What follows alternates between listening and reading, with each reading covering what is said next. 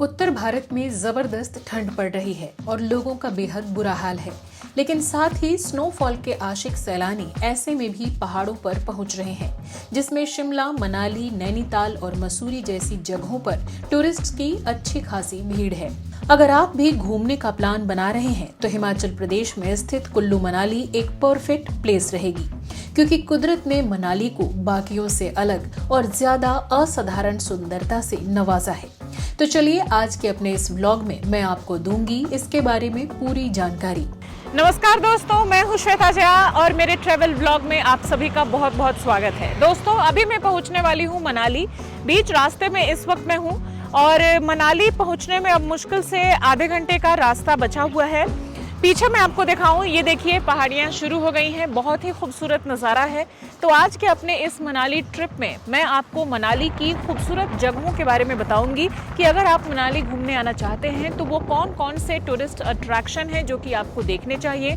और साथ ही मैं आपको बताऊंगी कि यहाँ आने में आपको कितनी परेशानियाँ होंगी। वॉल्वो का भी ऑप्शन है, टैक्सी का भी ऑप्शन है, आप चाहें तो खुद भी ड्राइव करके आ सकते हैं। लेकिन पहले और अब में कितना फ़र्क है, सड़क कहाँ कहाँ ख़राब है, कहाँ वन वे हो गई है, कितने घंटे का आपको एक्स्ट्रा समय देना पड़ेगा, ये तमाम जानकारी आज के अपने इस व्लॉग में दूंगी। साथ ही आपको बताऊंगी कि टोटल खर्च कितना आएगा आपको अगर आप मनाली ट्रिप पे 3 से 4 दिन के लिए आते हैं, आप कहाँ रुक सकते हैं। तो ये तमाम जानकारियाँ आज के अपने इस व्लॉग में मैं आपको देने जा रही हूँ। हिमालय की गोद में व्यास नदी के तट पर बसा मनाली शहर किसी भी मौसम में घूमने के लिए एक परफेक्ट डेस्टिनेशन माना जाता है। हालांकि 2023 में आई तबाही के बाद यहाँ की सड़कों का सबसे ज्यादा नुकसान हुआ और यहाँ पहुँचना थोड़ा मुश्किल हो गया। हाँ, अगर ये सही से बना होता तो शायद टूटता भी नहीं, पुरानी हो गई थी। ये कितना खूबसूरत ब्रिज है, लेकिन ये टूट चुका है। बनने का काम हालांकि चल रहा है, मरम्मत का।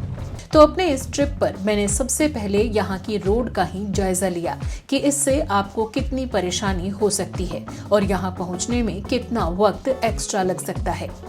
मनाली जाने वाले रास्ते पर इस वक्त मैं हूँ और यहाँ पर ये व्यास नदी है, लेकिन ये पहले पूरी सड़क हुआ करती थी और ये देखिए अब सड़क की क्या हालत हो गई है। ये टूट फूट गई है सड़क जब से इस साल तबाही आई है। अब ये कच्ची सड़क की तरफ आपको नजर आ रही होगी। ये मनाली की तरफ रास्ता जा रहा है और ये मंडी की तरफ से रास्ता आ रहा है। देखिए कितनी ज़्यादा धूल उड़ रही है, कितना पूरा टूटा फूटा सा। किसी तरह से इसको बैलेंस किया गया है कि कम से कम 2 गाड़ी एक दूसरे के साथ क्रॉस कर सकें, यानी आ सकें और जा सकें। बीच में तो काफ़ी समय तक ये वन वे भी रहा था। ये पूरा रास्ता ही था जो कि अब टूट चुका है। एक बार फिर से आपको ये व्यास नदी दिखा दूँ। देखिए उधर से ये व्यास नदी आ रही है और इस तरफ को जा रही है। वैसे तो काफ़ी खूबसूरती है, लेकिन जो तबाही आई उसमें जिस तरह से सारा कुछ टूट फूट गया, उस वजह से इसकी जो स्थिति है वो अब काफ़ी ख़राब हो चुकी है। हमारे ड्राइवर साहब हमारे साथ हैं, होशियार सिंह जी। इनसे ही इस बारे में बातचीत करते हैं, ये बेहतर बताएंगे क्योंकि लोकल हैं। होशियार जी थोड़ा सा इधर आ जाइए। ये बताइए कि कितना कुछ इसमें से नुकसान हुआ है, पहले क्या स्थिति थी और अब जब ये तबाही आई उसके बाद से इस सड़क की और यहाँ की क्या स्थिति है। मैम ये डबल रोड था, ये अभी नया रोड बना था। अच्छा। तो ये देख लो, आप खुद ही देख रहे हैं कि अब ये सिंगल रोड बन गया है। वो भी छोटा सा रोड है, गाड़ियाँ आने जाने में कितनी प्रॉब्लम हो रही है यहाँ पे। हाँ। और यहाँ पे नहीं, यहाँ हर जगह मतलब कुछ बहुत ज़्यादा नुकसान हुआ है। मनाली से लेके मंडी तक बहुत ज़्यादा नुकसान है। मतलब आल हिमाचल में तो हुआ है, लेकिन यहाँ पे ज़्यादा हुआ है मैम। ये जो अभी कच्ची सड़क नजर आ रही है, ये पहले ऐसी नहीं थी? ऐसे नहीं थी मैम, यहाँ पे ये डबल रोड था मैम ये। अच्छा, कहाँ तक थी ये सड़क? इस साइड सर ये यहाँ पर ये जो नदी है, नदी के पास में तक यहाँ पे थी। ये इस नदी तक? हाँ जी, हाँ जी, वो देख रहे हैं, देख सकते हैं आप, उधर वहाँ तक था ये भी सड़क ही थी? ये सड़क ही टूट करके ये इसी का मलबा है? हाँ, ये डबल रोड है मैम। अच्छा, देखिए कितनी ज़्यादा धूल उड़ रही है, कितनी ज़्यादा परेशानी है। और रास्ते में इस तरह से बहुत सारी ऐसी जगह हमें मिल रही है जहाँ की ये जो इस बार तबाही आई उसके बाद से सड़क काफ़ी टूट फूट गई है। तो जो रास्ते आप पहले, अगर आप दिल्ली एनसीआर से चल रहे हैं और मनाली पहुँचने में जो पहले 11 से 12 घंटे लगते थे, वो अब 14 से 15 घंटे के आसपास का समय लग जा रहा है, क्योंकि बीच में एक ब्रिज है मंडी के पास, वहाँ रोक भी दिया जा रहा है, वहाँ पूरी तरह से वन वे हो गया है। तो और भी क्या कुछ डिफरेंसेस हैं आगे भी मैं आपको बताती रहूँगी। सुबह में 8 बजे हमने नोएडा से अपनी इस यात्रा की शुरुआत की थी। एक टूर पैकेज के जरिए हमने ये बुकिंग की और मंडी पहुंचते पहुंचते हमें शाम हो गई, जबकि हम सिर्फ एक जगह लंच के लिए ही रुके थे। रास्ते में हमें कई जगह भेड़ों के झुंड दिखाई दिए जो घर वापस जा रही थीं और रात के लगभग 10 बजे हम मनाली के अपने रिजॉर्ट पहुंचे। रूम में ही खाना मंगाया और खा के तुरंत सो गए क्योंकि सुबह हमें जल्दी उठना था। अगले दिन हमें एक साथ 5 डेस्टिनेशन को कवर करना था, जिसके लिए सुबह 5 बजे उठकर हमें रेडी होना पड़ा। चूंकि हमारे आइटिनरी में ब्रेकफास्ट डिनर इंक्लूडेड था, तो रेस्टोरेंट की तलाश में हमें इधर उधर भटकना नहीं पड़ा और हम रिजॉर्ट में ही ब्रेकफास्ट करके 8 बजे घूमने के लिए निकल पड़े।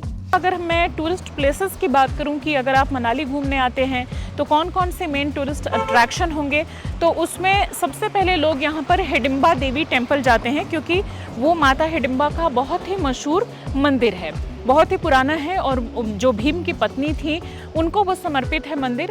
और साथ ही उनके बेटे यानी कि माँ हिडिंबा और भीम के बेटे घटोत्कच का भी मंदिर साथ में लगा हुआ है। तो एक जगह पर आपको ये 2 मंदिर देखने को मिल जाएंगे।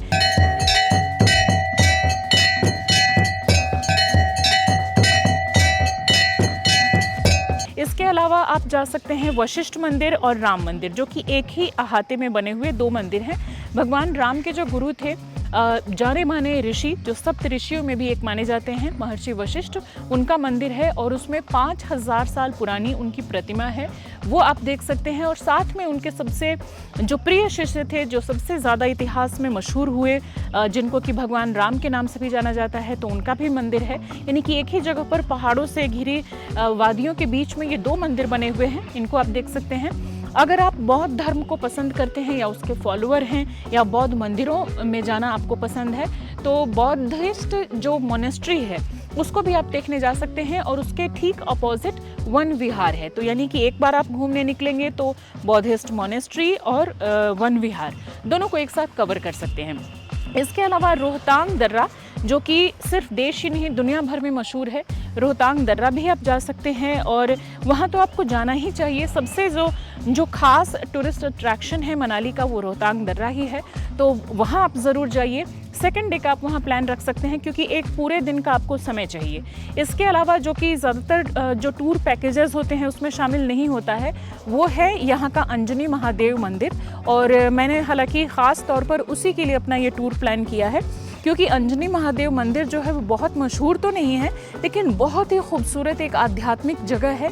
भगवान भोलेनाथ के अगर आप भक्त हैं तो भी आपको ज़रूर इस जगह पर एक बार जाना चाहिए। वहाँ आप जाएंगे तो आपको वहाँ की जो प्राकृतिक छटा है, जो वहाँ की खूबसूरती है, जो वहाँ शांति और सुकून आपको मिलता है, वो अद्भुत देखने को महसूस करने को मिलेगा। तो ये 5-6 ऐसे टूरिस्ट अट्रैक्शन हैं जिसके लिए कि आपको मनाली ज़रूर एक बार आना चाहिए। वन विहार और बौद्ध मठ को एक्सप्लोर करने में हमें 2 से ढाई घंटे का वक्त लगा। यही मनाली का मशहूर मॉल रोड भी है, जहां आप लोकल मार्केट में शॉपिंग भी कर सकते हैं और पहाड़ी लोकल फूड के साथ साथ और भी कई डिफरेंट डिशेस खाने का भरपूर लुत्फ उठा सकते हैं। यहां से आप हस्तशिल्प से लेकर ऊनी शॉल, टोपी, जैकेट, मोमेंटो, सूखे मेवे आदि तमाम चीजें खरीद सकते हैं। आपको इस बात का ध्यान रखना होगा कि रोहतांग पास का अपना परमिट एक दिन पहले ही जारी करवा लें। लेकिन फिलहाल आप रोहतांग पास और अटल टनल नहीं जा सकते क्योंकि ज्यादा बर्फबारी की वजह से इन्हें अब बंद कर दिया गया है। रोहतांग पास को वैसे भी अमूमन हर साल नवंबर में बंद कर दिया जाता है, जो मई के बाद ही खुलता है। तो वहीं 17 जनवरी से अटल टनल को भी बंद कर दिया गया है क्योंकि हेवी स्नोफॉल से रास्ते जाम हो गए हैं। ऐसे में मनाली की सोलांग वैली इस समय टूरिस्ट की सबसे फेवरेट प्लेस बनी हुई है, जहां फिलहाल स्नोफॉल का लुत्फ उठाने के लिए भारी संख्या में पर्यटक पहुंच रहे हैं। तो साथ ही सोलांग वैली में करने के लिए ढेरों एडवेंचर एक्टिविटीज भी हैं। इसके अलावा आप मनु मंदिर भी जा सकते हैं। पौराणिक कथाओं के अनुसार मनाली का नाम इसी मनु के नाम पर रखा गया है। तो वहीं आप व्यास नदी के किनारे बैठकर घंटों वादियों और नदियों की खूबसूरती का आनंद ले सकते हैं, जो कि बेहद खास एक्सपीरियंस रहेगा। साथ ही आप मनाली में पतालसू पीक, देव टिब्बा बेस कैंप, जोगनी फॉल्स और राहला फॉल्स की खूबसूरती का आनंद भी ले सकते हैं। जिन लोगों को हिस्ट्री और आर्ट में इंटरेस्ट है वो हिमाचली संस्कृति और लोक कला संग्रहालय में इसकी विरासत के शानदार नमूनों को भी देख सकते हैं। मनाली एक ऐसी जगह है जहाँ की बहुत ही अलग अलग तरह के टूरिस्ट अट्रैक्शन हैं। यहाँ पर आप रिवर राफ्टिंग कर सकते हैं, यहाँ पैराग्लाइडिंग कर सकते हैं और इस तरह के बहुत ही वाटर स्पोर्ट्स हैं जो कि कर सकते हैं। इस वक्त मैं जिस जगह पर खड़ी हूँ ये लोग उसी तरह की चीज़ें प्रोवाइड करते हैं। अभी मैं कुल्लू में हूँ, कुल्लू से आगे मनाली है लेकिन डिस्ट्रिक्ट जो पड़ता है वो कुल्लू ही पड़ता है। मेरे पीछे आप देखिए ये वो बोर्ड है जिस पर कि चार्ट में ये भी है कि क्या क्या चीज़ें आप यहाँ मनाली में कर सकते हैं। इसके साथ ही आप यहाँ skiing, bungee jumping, rock climbing, treks, zorbing और कैंपिंग जैसी कई एडवेंचर एक्टिविटीज भी कर सकते हैं। अगर आपको रोमांच पसंद है तो मनाली इसके लिए परफेक्ट प्लेस है। बस ध्यान रखें कि पहले ऑर्गेनाइजर से पैकेज डील के बारे में पूछताछ कर लें कि वो कौन कौन सी एक्टिविटीज कराएंगे। चलिए अब बात करते हैं कि खर्च कितना आएगा। तो दिल्ली एनसीआर को अगर मैं सेंटर मानूं और वहां से मान करके चलूं तो अगर आप पैकेज के थ्रू आते हैं तब आपको 25,000 से 30,000 तक का पैकेज ज़्यादातर जो अवेलेबल है वो आपको मिल जाएगा। लेकिन अगर आप खुद से आते हैं तो आप ड्राइव करके भी आ सकते हैं। हालांकि दिल्ली एनसीआर से यहाँ तक पहुँचने में 12 से 13 घंटे का वक्त बिल्कुल आसानी से लग जाएगा। खाते पीते आएंगे तो 1 घंटा उसको और बढ़ा भी सकते हैं।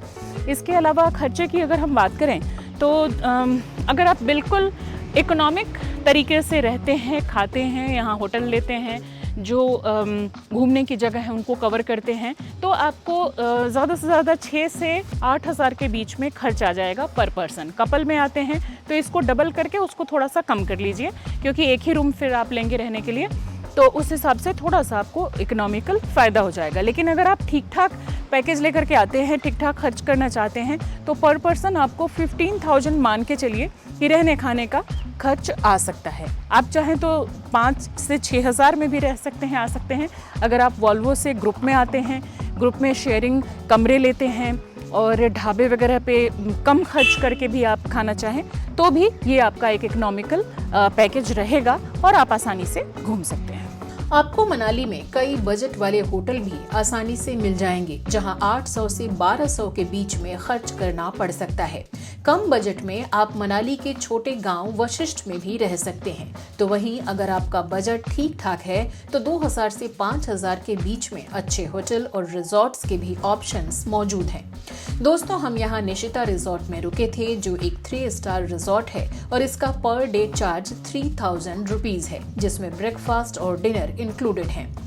खाने की बात करें तो यहाँ के होटल में ज्यादातर इंडियन, तिब्बती और मैक्सिकन क्यूजीन सर्व किया जाता है तो कई जगह सुशी भी मिलती है। पुरानी मनाली में इंटरनेट सुविधा ज्यादा अच्छी है। यहाँ कई कैफे फ्री वाईफाई की सुविधा भी देते हैं। कैश की जरूरत हो तो सेंट्रल मनाली में मॉल रोड पर कई एटीएम भी मौजूद हैं, इसलिए कोई परेशानी नहीं होगी। दोस्तों चलिए मैं आपको बताती हूँ कि यहाँ अगर आप घूमने आना चाहते हैं तो आपको किस मौसम में आना चाहिए। तो अगर आप स्नोफॉल देखने के आशिक हैं, उस इरादे से अगर आप मनाली घूमने आना चाहते हैं तो आपको दिसंबर से फरवरी मार्च तक आना चाहिए। लेकिन अगर आप गर्मियों में भी आते हैं तो उस समय भी एक बहुत ही अच्छा सीज़न माना जाता है यहाँ आने के लिए, क्योंकि यहाँ पर हमेशा ही ठंडा मौसम रहता है। खास करके जो गर्मी की छुट्टियाँ होती हैं आप बच्चों को लेकर उस समय आ सकते हैं या जून जुलाई के मौसम में आ सकते हैं। लेकिन आधी जुलाई के बाद यहाँ मत आइए, क्योंकि बरसात के मौसम में जिस तरह से यहाँ पर काफ़ी ज़्यादा स्लाइडिंग होती है तो उस तरह की किसी भी समस्या में आप ना फंस जाएं। तो उससे बचने के लिए बरसात का जो 3-4 महीने का समय होता है उसको अवॉइड कीजिए। बाकी किसी भी सीजन में आप यहाँ घूमने के लिए आ सकते हैं। आप मनाली के अलावा कुल्लू भी घूम सकते हैं जो अपने मंदिरों, पुराने खूबसूरत कल्चर और देवदार पाइन के पेड़ों से भरी सुंदर घाटियों के लिए फेमस है। अगर आपके पास ज्यादा वक्त है तो आप मनाली के बाद कसोल या स्पीति वैली भी जा सकते हैं या शिमला मनाली का टूर भी एक साथ बना सकते हैं, जिसके लिए कम से कम 5 दिन का वक्त लेकर आना होगा।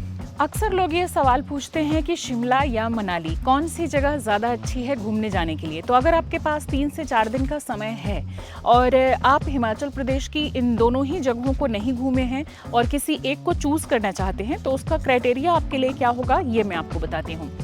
जो शिमला है वहाँ पर आप औपनिवेशिक और कल्चरल विरासतों को देखने के लिए जा सकते हैं, जो कि आपको मनाली में उस तरह से नहीं मिलेगा जितने ज़्यादा आपको शिमला में देखने को मिलेगा।